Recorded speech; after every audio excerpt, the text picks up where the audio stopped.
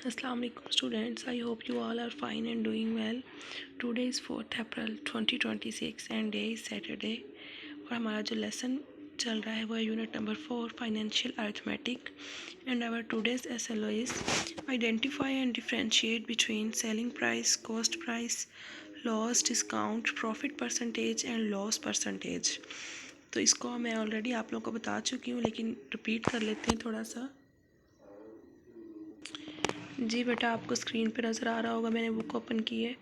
तो original price of an item is called cost price. किसी भी आइटम की जो ओरिजिनल प्राइस होती है उसको हम कॉस्ट प्राइस बोलते हैं। उसके बाद जिस प्राइस के ऊपर कोई चीज़ बेची जाती है वो उसकी सेलिंग प्राइस होती है। अब डिफरेंस क्या प्रॉफिट क्या होता है? प्रॉफिट होता है difference between selling price and cost price. और उसके ऊपर उसने कंडीशन लगा दी है। कंडीशन क्या है कि सेलिंग प्राइस जो है वो ग्रेटर देन कॉस्ट प्राइस होनी चाहिए। ठीक है, अगर हम एक चीज़ खरीद रहे हैं 250 में, अगर मैं उसको 300 में बेचूंगी तभी मेरे पास प्रॉफिट होगा ना। ठीक है, सेलिंग प्राइस ज़्यादा होगी तो हमारे पास प्रॉफिट का फॉर्मूला क्या होएगा? Selling price minus cost price. इसको हम SP भी बोलते हैं और कॉस्ट प्राइस को हम CP इन शॉर्ट फॉर्म। उसके बाद देखें लॉस है, तो difference between cost price and selling price. अब यहाँ पर कंडीशन क्या है कि कॉस्ट प्राइस जो है वो बड़ी होनी चाहिए, मतलब ज़्यादा होनी चाहिए। लेट सपोज वही चीज़ जो मैंने 250 में बाय की थी, अगर मैं उसको 220 में बेच रही हूँ, ठीक है, तो मेरे पास 30 रुपीज़ का जो है वो लॉस हुआ है और सेलिंग प्राइस भी मेरे पास क्या थी? कम थी। तो क्या होगा जी? लॉस, उसका फॉर्मूला यहाँ पर गिवन है, cost price minus selling price. उसके बाद हम इनकी परसेंटेज फाइंड आउट करते हैं, तो उसका फॉर्मूला भी आप लोग कर चुके हैं। Profit percentage is equal to profit over cost price multiply by 100%। और लॉस का भी सेम यही फॉर्मूला है। नेक्स्ट आप लोगों के पास आ जाता है डिस्काउंट। तो डिस्काउंट बेटे क्या होता है?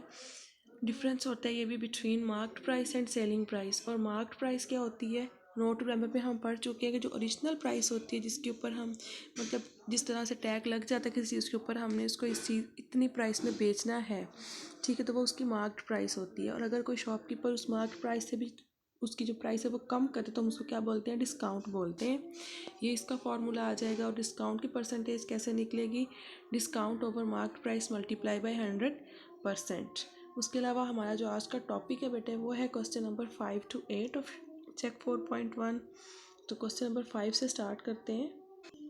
क्वेश्चन 5 है, सात bought a house for rupees 27,56,000 में साथ ने एक घर खरीदा है।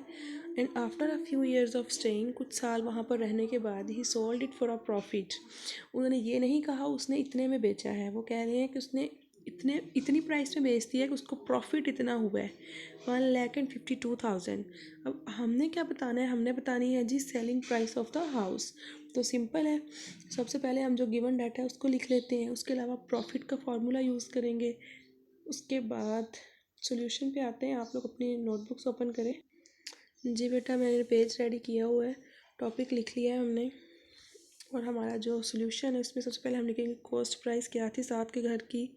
27,56,000। प्रॉफिट उसको कितना हुआ?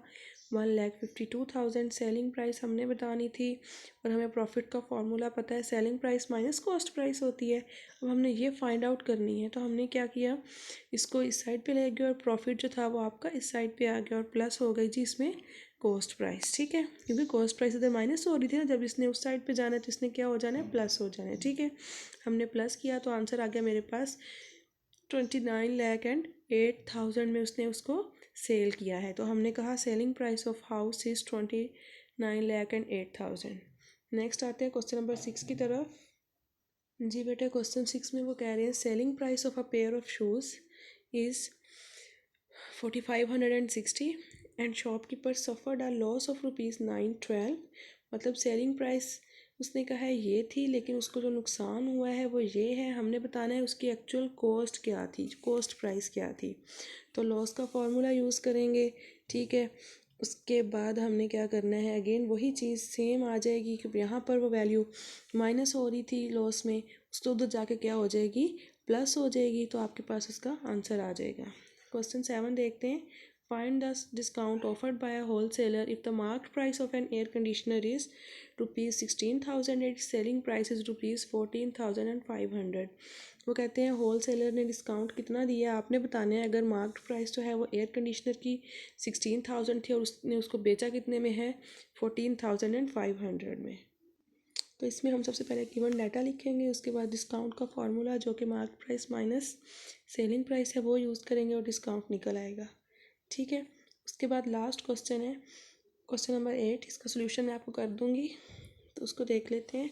Marked price of a scientific calculator is 4500। Marked price इतनी थी, उसने उसको सेल कितने में किया है 4200 में। अब इसमें दो चीज़ें फाइंड आउट करनी है, डिस्काउंट भी और बाद में परसेंटेज भी डिस्काउंट की। तो इसका सोल्यूशन देख लेते हैं। इसी में क्वेश्चन नंबर 7 भी आपको पता चल जाएगा किस तरह से होने हैं।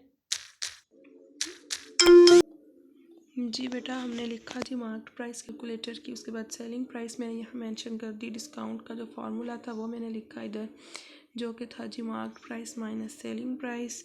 तो 4500 में से माइनस किया 4200, तो आपके पास डिस्काउंट निकल आया जी 300। ठीक है, नेक्स्ट हमने क्या फाइंड आउट करना है।